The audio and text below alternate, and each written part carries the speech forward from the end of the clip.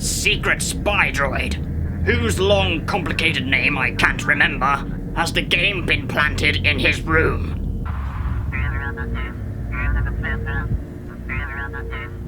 Excellent. Everything is proceeding as I have foreseen.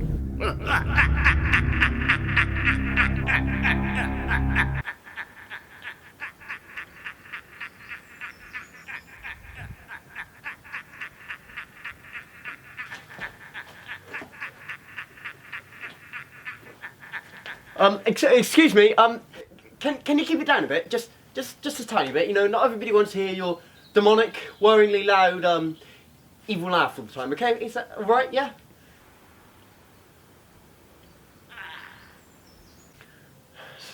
Some people these days.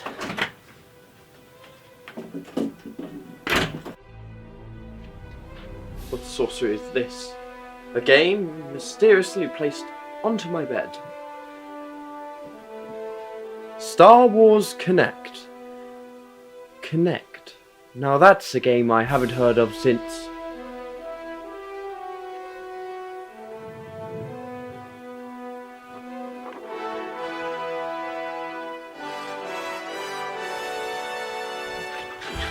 Star Wars Kinect, developed by Microsoft Studios back in 2012.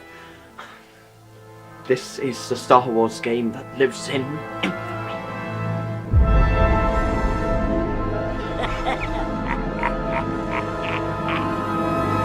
How bad can it be?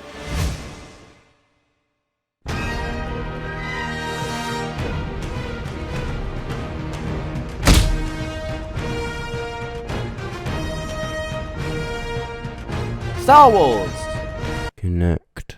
Remember the days of the Kinect when this was the next big thing? This lump of plastic that would sit upon your tabletop watching you as you sleep, watching your every move, learning, adapting.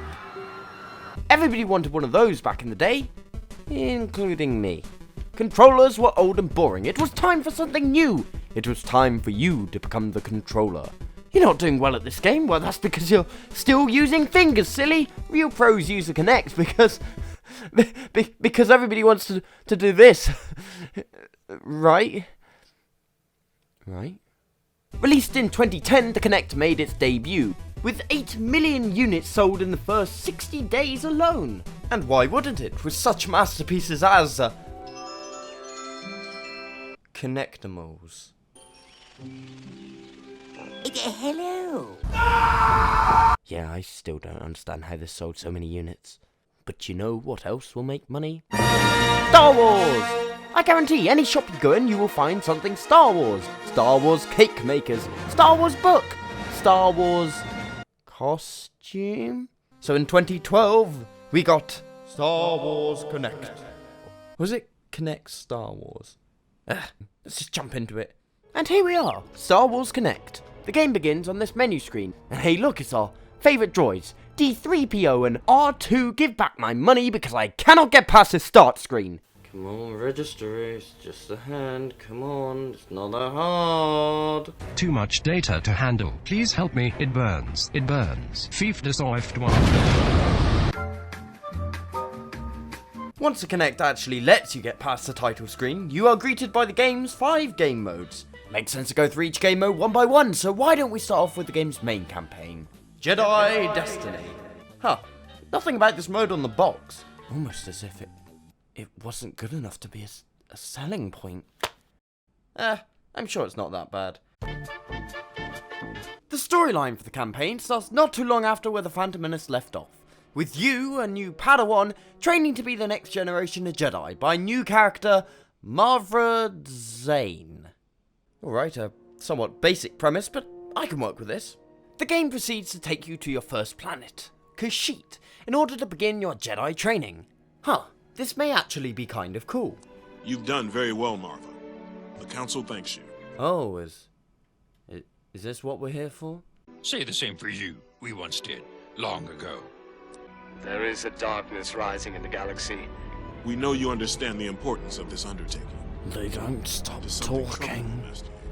They never stop talking. What a boring introduction to the game. You literally have the whole of the Star Wars universe at your disposal. And this is how you started off. With some plastic-looking lizard people talking to each other. No, this is clearly a masterpiece we are dealing with here. I can already tell. I'm not worthy enough to talk about it, so let's just give it a solid 10 out of 6 and we should be done here. You literally wait and watch as this boring conversation unravels that has little relevance to the plot, clearly showing that the game doesn't understand the whole, show don't tell idea. It's boring and I find it extremely unnecessary. But oh well, maybe the game will improve, so let's not let this discourage us. Once the cutscene ends, you begin somewhat of a tutorial mission for the game. Up first, movement. Finally. Here we go then. Go forwards. Simple enough. I guess I make this movement. Oh, forwards again. Okay. Jump forward. Wow. Almost thought I'd be moving another direction then. Move forward again. I can only move forward in this game, can't I? Yep, you can't even go backwards. The whole story, your character is set on a straight path, with the game even taking control of your movement at points. Oh, but let's not forget that you can strafe left and right. Can't forget that. Now, you may not classify it as a game if you can't do that. Yes, I think I know why this wasn't on the box now. Because you spend half the time watching plastic lizard people talk politics, and when you actually play, it turns out to be essentially an on-the-rails shooter with no control. What was it saying? You are the controller? Yeah, you may want to change that to you are sometimes, sorta, never the controller. The Kinect keeps you to the set path throughout the entire events of the game, giving you little variation and freedom as to how you play and complete each level. Oh well, with the movement system not being the best, maybe there is something that can redeem the gameplay. Something I had been looking forward to using the most. It was time for me to learn the Force. The Force is what gives Jedi. What, you think you're some kind of Jedi waving your hand around like that?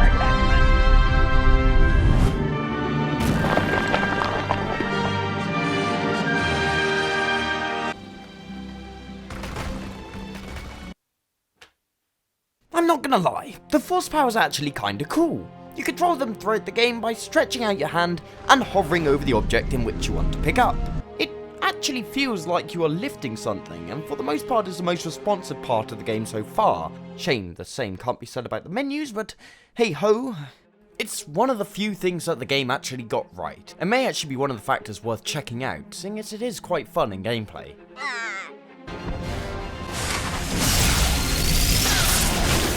Oh, okay. You know when I said I use the Force, I did mean the, most powerful thing in the galaxy? The Force that can lift up entire ships and choke people to death? Oh, that was the Force. It's just that droid kind of walked it off like it was just a gust of wind. Oh, he did. Alright then. The one good thing I found in this game so far, and you blew it by the fact that 40% of the enemies aren't even affected by the Force. And when they can be attacked by it, you're too focused on the never-ending flow of blasters heading your way to even use it. Round of applause, everyone. Oh well, if the Force doesn't work, maybe it's time to try out something new. Perhaps the lightsabers. And back and maybe. お前はもう死んでいる。何？ Left the laser directly against your hand. Hold on. Every battle in this game is the same. How many moves are there that you can use? I'm sorry, what? How, in a Star Wars game, are there only 3 moves? You have your strikes, blocking, and whatever you call this. What do you call this? A figure of 8? Yeah, a figure of 8. This is the major downfall of the combat. There's so little variation in the moves that each fight just feels the same. You chop down a few droids, jump over them, and flail your arms around like you're 3 bottles of vodka down. Don't judge me. How am I meant to get through this? My sense of completion? No! No, that died years ago. There's not even any progression or levels. Alas, for I continued on with the game in hopes that the story would be the saving grace. So where were we? Oh yes, we were learning the Force from our abusive teacher throwing rocks at us. Strong in the Force.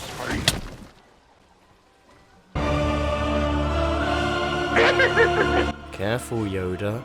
Fairly sure that can land you 5 to 10 years for that. Your lesson is soon cut short though by a droid invasion, causing you to take a speeder back to the village where you arrive just in the nick of time to save everyone, except for this Wookiee. Oh, I'm afraid there's nothing we can do for him. Let's just place his log back down on him. It's the kindest thing to do. And there she is, Mara Zane. Thank God she's safe. Wait, what do you mean you've not heard of her? You know, Mara Zane, character that only appears in this one game that you have no emotional attachment to throughout the game. That Mara Zane. Interestingly enough, none of the original characters we see throughout the game are voiced by their film counterparts. And as we know, not all the impressions of the characters are the greatest.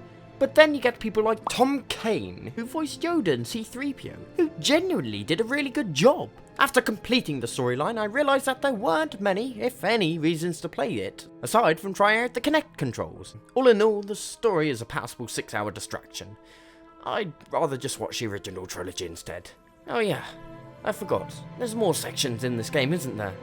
Oh well, I'm not doing that. I've done my part, so yeah, someone else can take over. I'm done now. You've got mail. You've got mail. You've got mail. Mr. PotatoReviews. No. A static image. Oh, hang on. Mr. PotatoReviews. The Emperor. What do you want? I have made this pre-recorded message, assuming that you have found my little gift I sent you. So it was you! How could you wait, pre-recorded message? Indeed, it was I that planted the game, and I have a task for you for my own enjoyment. Wait, what? Complete the game in the next 5 hours, or I will obliterate you and everyone you love. Yes, okay. Did you say recorded message? Oh, we couldn't afford strong enough Wi-Fi on the ship here, so we had to send this as a message. But I know exactly how you would react to everything I say. How do you not have good enough Wi-Fi? Yes, that is correct. I knew full well what you were going to say. I didn't say that. Well, it all started when I was but a boy back on Naboo, where I would spend Sundays by the lake, running circles around the treetops, enjoying my... Well, here we are then, back at the menu screens. Oh good, D3PO's looking deep into my soul again. Please stop. Well, with the main campaign complete, what's up next? Pod racing.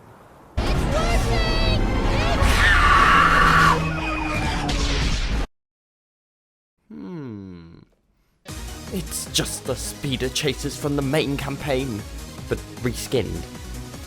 Riveting.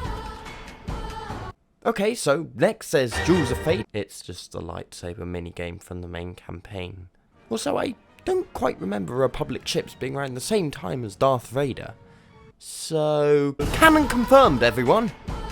Okay, Rank or Rampage. This doesn't look like I've played this in the storyline before. And hey, I can even run around and all I have to do is destroy everything. And I've finished all the missions. Is everything in this game the same or extremely short? It's like this... Oh. Where's that music coming from?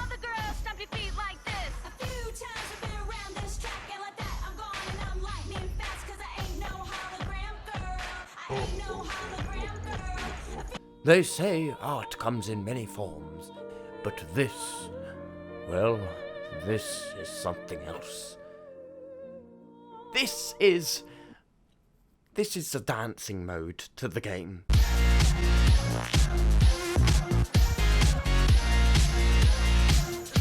I'm too weak. Kill me, please. All in all, I'm not sure what Kinect Star Wars is. It's a mixture of everything, which in most cases would be good, but not here. It seems that all the focus should have been put on one game mode and one game mode alone, mainly the main campaign. Everything is imprecise, the Kinect controls can't pick you up half the time, and the stories presented in each game mode are awful and don't add anything to the Star Wars universe. What's more, it's repetitive. Very repetitive. So I'm giving Kinect Star Wars a 3 out of 10, seeing as I like the Rancor game mode. And with that... what is it with this channel and phones ringing?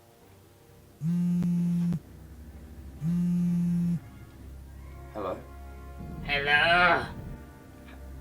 How did you get this number? I'm the Emperor. I can do anything. Now my probe droid tells me that you have not completed the game.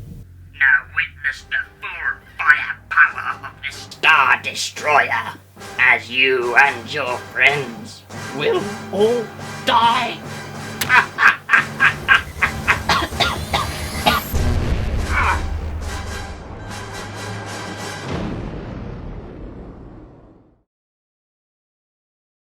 What? Where am I? Damn it! I forgot to turn my Star Destroyer console on inverted. No matter, I'll strike you down here. Who are you? You know my name. It's Toby, isn't it? No. No! Star Wars is fake, Toby. Never! God damn it! Look, Toby, just stop. It's controlled by Disney, okay? None of it's real. Disney trying to put cruel thoughts in my mind. No matter, let us fight.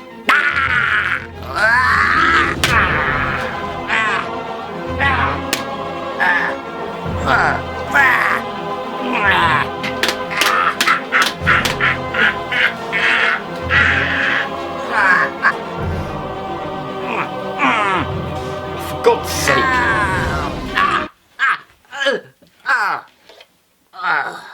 Better now? Better. Toby. Better, yeah, I suppose. Yeah.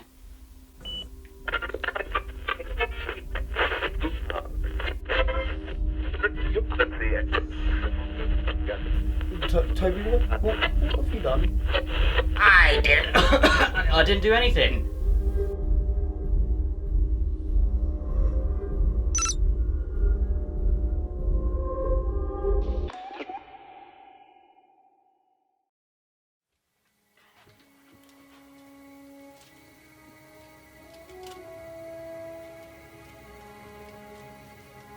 What is this sellotape for? No, the hood's too far. Okay. That's fine.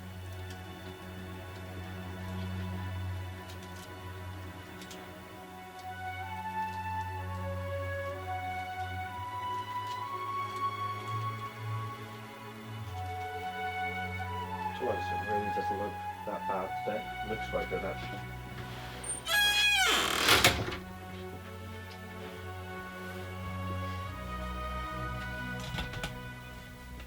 Okay. Right, I'll start from You Know Who I Am. Yeah.